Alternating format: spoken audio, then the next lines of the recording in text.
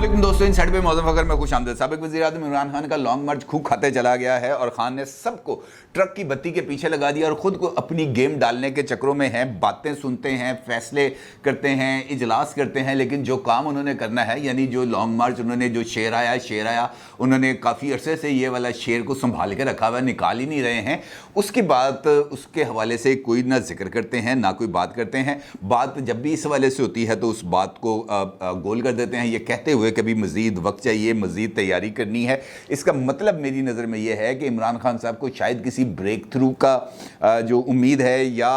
वो जो है कोई नई गेम चलाने के चक्कर में है, क्योंकि कल जिस तरीके से उन्होंने इस्लामाबाद हाई कोर्ट में उनकी पेशी थी, वहाँ पर जिस तरीके से उन्होंने गुफ्तगू की है और उसके बाद जो डेवलपमेंट है वो ये थी कि कन्वेंशन सेंटर इस्लामाबाद में उन्होंने एक तकरीब से ख़िताब करना था और इस्लामाबाद हाई कोर्ट से सीधा उन्होंने कन्वेंशन सेंटर जाना था, लेकिन वो कन्वेंशन सेंटर पहुँचे नहीं। वो इस्लामाबाद हाई कोर्ट से निकलते हैं और सीधा चले जाते हैं खैबर पख्तूनख्वा हाउस में, जहाँ पर उनके साथ मौजूद होते हैं शाह महमूद कुरैशी साहब, असद उमर साहब और फैसल जावेद साहब। जैसे ही वो हॉल के अंदर दाखिल होते हैं, फैसल जावेद साहब को बाहर ही रोक लिया जाता है। असद उमर साहब और शाह महमूद कुरैशी साहब वो लेके हॉल के अंदर चले जाते हैं, जहाँ पर पीटीआई की दीगर लीडरशिप मौजूद होती है। दरवाज़ा बंद कर दिया जाता है और उसके बाद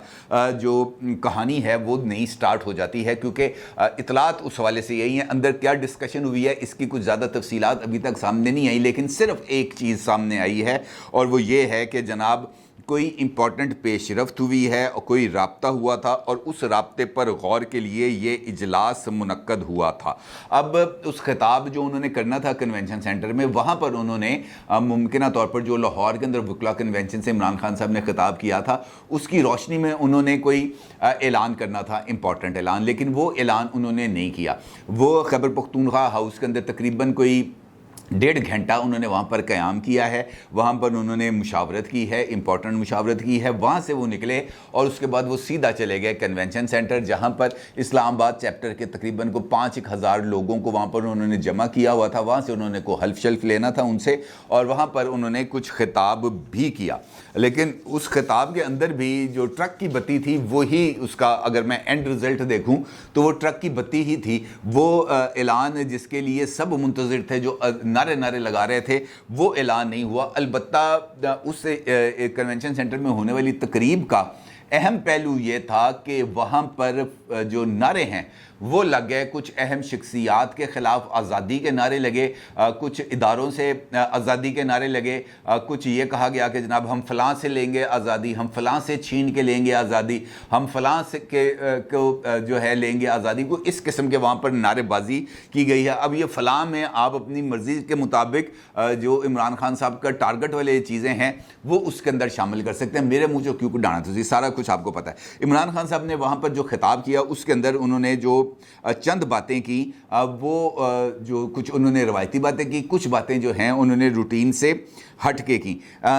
ख़ास तौर पर वो मौका जहाँ पर उन्होंने ये आज़ादी के नारे लगे, वहाँ पर उनका ये कहना था कि बुज़दिल आदमी लीडर नहीं बन सकता। उसके बाद उन्होंने कूफे की मिसाल दी, जहाँ पर उनका ये कहना था कि यजीद के खौफ की वजह से तारीख़ की सबसे बड़ी ट्रेजेडी हुई, क्योंकि लोग यजीद के खौफ की वजह से हुसैन रज़ी अल्लाह ताला अन्हो की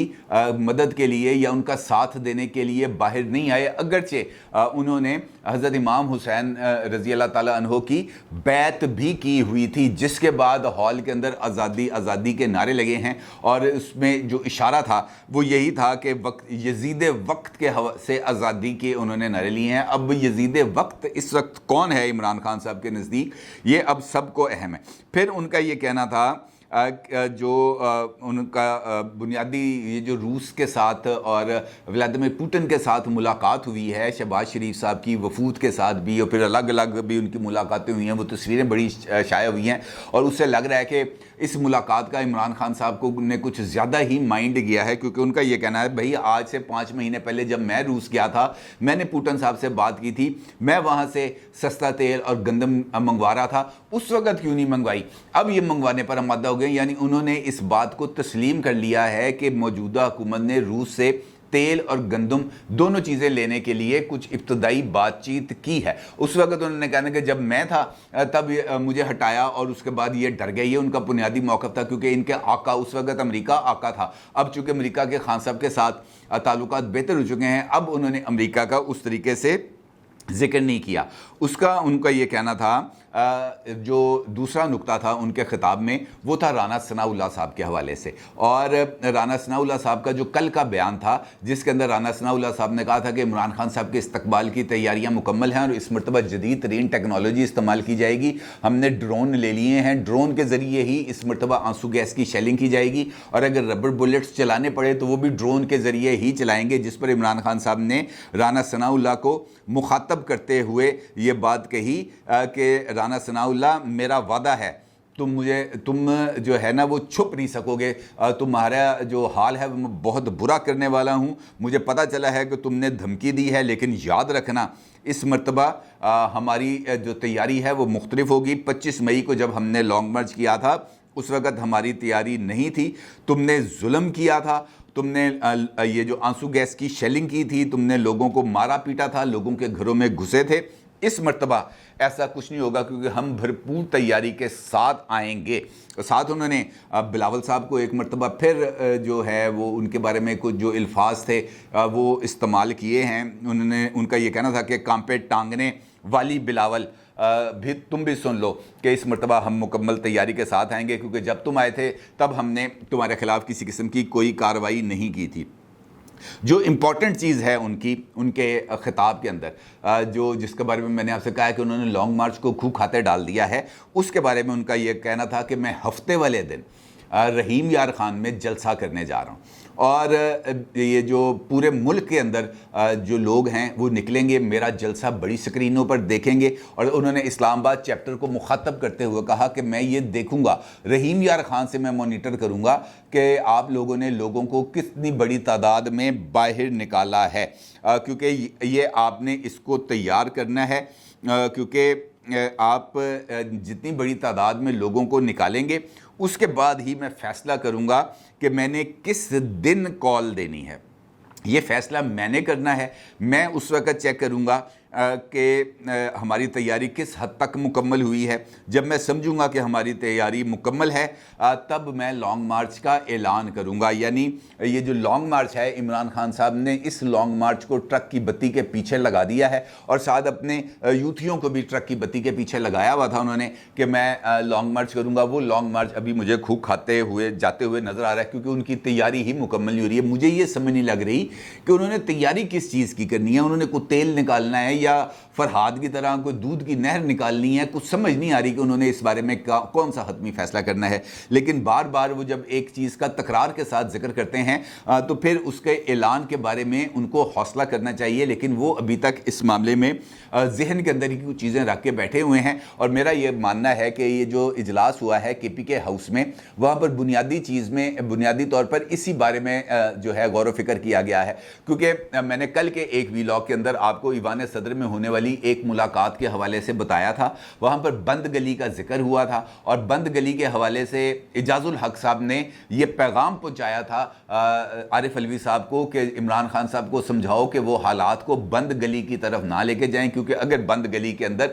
سیاست چلی گئی تو پھر اس کے بعد میرے عزیز ہم وطنوں کا آپشن ہی رہ جاتا ہے باقی. یعنی انہوں نے مارشل لاء کی بٹوین دی لائنز دھمکی جو ہے وہ عارف علوی صاحب کو پہنچائی ہے. اور میرا خیال ہے کہ خیبر پختونخوا ہاؤس میں ہونے والے اجلاس میں اعجاز الحق صاحب کی جو ملاقات ہوئی ہے عارف علوی صاحب کے ساتھ, اس ملاقات کے اندر یہ جو جوابی پیغام آیا ہے اس پیغام کے اوپر غور کیا گیا ہے. کیونکہ عمران خان صاحب نے کل جو ان کا اسلام آباد ہائی کورٹ میں پیشی تھی, وہاں پر انہوں نے صحافیوں کے جو بے شمار سوالات تھے اس کا انہوں نے کوئی خاطر خواہ جواب نہیں دیا. البتہ ان کا یہ ضرور کہنا تھا کہ میں سارے مافیا کے ساتھ لڑوں گا, لیکن میں عدلیہ کے ساتھ میں لڑائی نہیں لڑوں گا. لیکن ٹھیک جب وہ یہ بات کر رہے تھے اس سے کچھ دیر پہلے فواد چودھری صاحب ایک ٹی وی چینل پہ بیٹھ کر یہ بات کر رہے تھے کہ اب ہمیں اداروں کی حدود کا اثر نو تعین کرنا پڑے گا, کیونکہ پاکستان کی فوج اور پاکستان کی عدلیہ آئین کے اندر جو دائرہ کار ان کے لیے متعین کیا گیا تھا, یہ دونوں اس سے بہت آگے چلے گئے ہیں. لہٰذا ان کو واپس لانے کے لیے ہمیں ایک گرینڈ ڈائیلاگ کرنا پڑے گا. ہمیں تمام سٹیک ہولڈرز کو بٹھا کر بات کرنی پڑے گی کہ جناب آپ بتائیں کہ آپ کی حد کتنی ہے. اور جس وقت عمران خان صاحب وہاں پر گئے اور وہاں پر یہ تاثر جو دیا کہ جناب میں معافی مانگ رہا ہوں, اس تاثر کی نفی جو ہے وہ ہوتے ہوئے نظر آ رہی ہے, کیونکہ اسلام آباد ہائی کورٹ کا جو شارٹ آرڈر آیا ہے سامنے, اس شارٹ آرڈر کے میں اس بات کا اندازہ ہوتا ہے اس آرڈر کو پڑھ کے کہ عمران خان صاحب نے معافی نہیں مانگی بلکہ انہوں نے معافی مانگنے کا ارادہ ظاہر کیا ہے, اور اس ارادے کو اسلام آباد ہائی کورٹ نے بہت زیادہ ویلکم کیا ہے اور انہوں نے اس کو پسند کیا ہے کہ جناب آپ نے یہ ارادہ ظاہر کیا ہے کہ میں معافی مانگ رہا ہوں. اور اس ارادے کے اوپر ہائی کورٹ نے جو فرد جرم ہے اس کو مؤخر کر دیا ہے اور 3 اکتوبر کو اب اس مقدمے کی سماعت ہوگی. اور اسی حوالے سے حامد خان صاحب جو عمران خان صاحب کے وکیل ہیں, انہوں نے مطیع اللہ جان صاحب کے ساتھ گفتگو کرتے ہوئے بھی اسی بات کا اظہار کیا کہ کیڑی معافی, ہم عمران خان صاحب نے کوئی معافی نہیں مانگی. اور اگر عمران خان صاحب کے وکیل یہ بات کہہ رہے ہیں مطیع اللہ جان صاحب کے ساتھ گفتگو کرتے ہوئے کہ جناب عمران خان صاحب نے کوئی معافی نہیں مانگی اور زیبا چودھری صاحبہ کے گھر جا کر معافی مانگنے کا تو سوال ہی پیدا نہیں ہوتا, تو پھر سوال یہ پیدا ہوتا ہے کہ جناب یہ جو اسلام آباد ہائی کورٹ تھی, اس نے اتنی جلدی عمران خان صاحب کی معافی مانگنے کی خواہش کے اوپر اظہار اطمینان کیسے ظاہر کر دیا, کیسے ان کو بیان حلفی جمع کرانے کا موقع دے دیا, کس طریقے سے انہوں نے پھر یہ 3 اکتوبر تک کارروائی کو جو ہے وہ مؤخر کیا ہے. عجیب و غریب سی سچویشن ہے, کیونکہ باہر بات کچھ ہو رہی تھی, ٹی وی چینلز پر جو ٹکرز چل رہے تھے وہ بالکل مختلف تھے, لیکن جو بات ان کے وکیل کے ذریعے خود حامد خان صاحب کے الفاظ کے ذریعے جو بات سامنے آئی ہے وہ اس صورتحال سے بالکل ہی مختلف ہے. وہ کہتے ہیں جناب کون سی معافی, عمران خان صاحب نے تو کوئی معافی نہیں مانگی اور نہ ہی انہوں نے معافی مانگیں گے. معذرت اور معافی دونوں کے اندر حامد خان صاحب کے یہ الفاظ ہیں, مطیع اللہ جان صاحب کا ویلاگ سن سکتے ہیں, اس کے اندر انہوں نے واضح طور پر یہ بات کا ذکر کیا ہے کہ معافی اور معذرت دونوں میں بہت زیادہ فرق ہے. عمران خان صاحب معافی نہیں مانگیں گے, معذرت کی جا سکتی ہے. اور زیبا چودھری صاحبہ کے حوالے سے بھی انہوں نے کہا کہ کون سا جناب ان کے گھر جا کے بھی معافی مانگنے کا کسی قسم کا کوئی امکان نہیں ہے. اس کا مطلب یہ ہے کہ ایک پورا ایک ماحول کریٹ کیا گیا ہے, کیونکہ کچھ لوگوں کا یہ ماننا بھی ہے کہ عمران خان صاحب کی آج کی پیشی سے پہلے کچھ ریٹائرڈ جج صاحبان ہیں وہ بھی متحرک ہوئے تھے اور انہوں نے بھی یہ کچھ فاصلے کو برج کرنے کی کوشش کی ہے. اب یہ بات کس حد تک درست ہے کس حد تک غلط ہے اس کا فیصلہ تو آنے والے وقتوں میں ہی کیا جائے گا, لیکن یہ بات اصولی طور پر طے ہوتی ہوئی نظر آ رہی ہے کہ شارٹ آرڈر سے بھی یہ بات واضح نہیں ہو رہی کہ عمران خان صاحب نے معافی مانگی ہے یا معافی مانگنے کی خواہش کا اظہار کیا ہے. حامد خان صاحب بالکل ہی اس کے الٹ جا کر بات کر رہے ہیں کہ جناب عمران خان صاحب نے معافی نہیں مانگی. تو پھر سوال اسلام آباد ہائی کورٹ کے لیے بہت بڑے کھڑے ہو گئے ہیں, اور دیکھنا یہ ہے کہ اسلام آباد ہائی کورٹ 3 اکتوبر کو جو سماعت کرے گی اس کے اندر وہ کون سے رخ کے اوپر اس مقدمے کی سماعت کو لے کے جائے گی, کیونکہ پریسیڈنٹس اس حوالے سے بہت ہی زیادہ واضح بھی ہیں اور بہت زیادہ سخت ہیں. طلال چودھری اور دانیال عزیز کی مثالیں سامنے ہیں اور معافی مانگنے کے باوجود بھی ان کو معافی نہیں ملی تھی. اب دیکھنا یہ ہے کہ یہاں پر کون سا جو نیا طریقہ کار ہے وہ اڈاپٹ کیا جائے گا. دوسری جانب جو ایک اور ڈیولپمنٹ تھی وہ تھی شوکت ترین صاحب کے حوالے سے, وہ بھی کل ایف آئی اے کی میں پیش ہوئے ہیں, کیونکہ ان کو بھی 2 نوٹسز جاری ہو چکے تھے جس کے اندر ان سے کہا گیا تھا کہ جناب یہ جو پاکستان کے خلاف آپ نے آئی ایم ایف کے پروگرام کو رکوانے کے لیے تیمور جھگڑا اور محسن لغاری صاحب کے ساتھ بات چیت کی ہے, اس کے بارے میں آ کر وضاحت کریں کہ آپ نے یہ کیوں یہ ساری گفتگو کی ہے. وہاں سے بھی کچھ اس قسم کی اطلاعات آ رہی ہیں کہ ایف آئی اے نے جو سوال و جواب ہوئے ہیں شوکت ترین کے ساتھ